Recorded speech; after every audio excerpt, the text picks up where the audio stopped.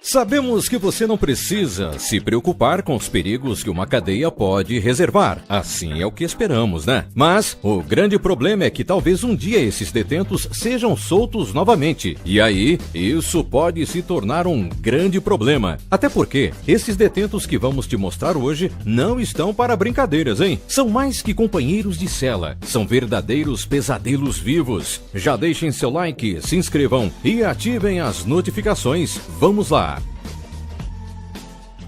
Edmund Kemper. Imagina dividir a cela da prisão com um homem que matou a sua própria mãe? Aposto que dormir tranquilo não seria uma opção. É isso que os companheiros de Edmund Kemper tinham que passar. Além da mãe, ele matou os avós aos 15 anos e esquartejou 6 mulheres. Ele também realizava necrofilia. Cremos que já lhe convencemos o suficiente que ele não é alguém que você desejaria dividir uma cela, né? Mesmo pedindo pena de morte, ele foi condenado à prisão perpétua. Ou seja, além de ser um companheiro nada agradável, ele não sairia tão cedo de lá.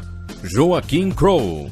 Deixar esse detento aqui com fome não é uma boa ideia. Afinal, ele ficou conhecido não só por ser um assassino cruel, mas também canibal. Ele confessou 13 mortes, e uma delas foi a de uma criança de 4 anos. O corpo da criança foi encontrado dividido um pouco na geladeira e outro nas panelas que estavam no fogão de Joaquim Crowe. Ele assumiu que, para economizar, consumia a carne de suas vítimas. Dá para acreditar?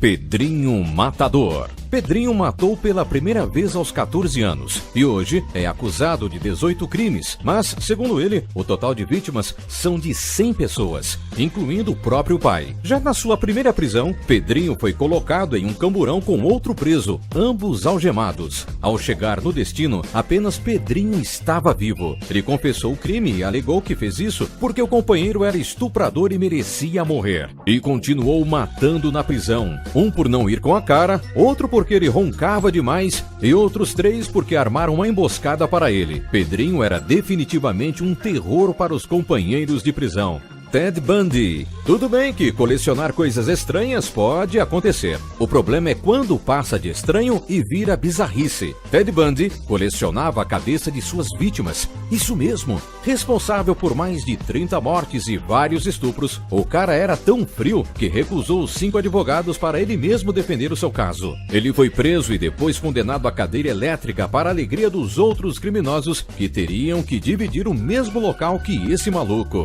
Luiz Garavito.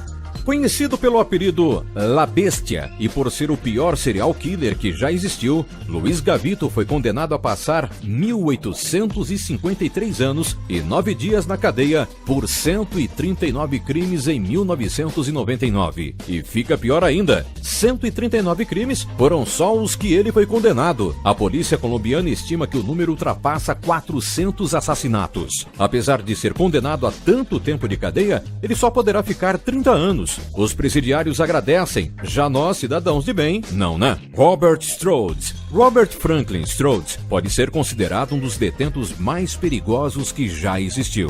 Sua trajetória em presídios começou em 1911 por assassinar brutalmente um barman que não havia pago pelos serviços de uma de suas prostitutas. E isso foi só o começo. Na prisão em Washington, ele aterrorizava, agredia e matava os demais detentos, seja pela comida que estava ruim ou por algum desentendimento. No ano de 1916, já em outro presídio, Robert golpeou um policial até a morte na frente de outros 1.100 detentos e após foi condenado à pena de morte. Depois de sua mãe recorrer sobre a pena, ele foi condenado a perpétua em regime de solitária total. Sozinho, ele se apaixona por canários. Em um certo dia, ao encontrar uma ave morta no presídio, passou a se dedicar em estudá-los, dentro do presídio mesmo.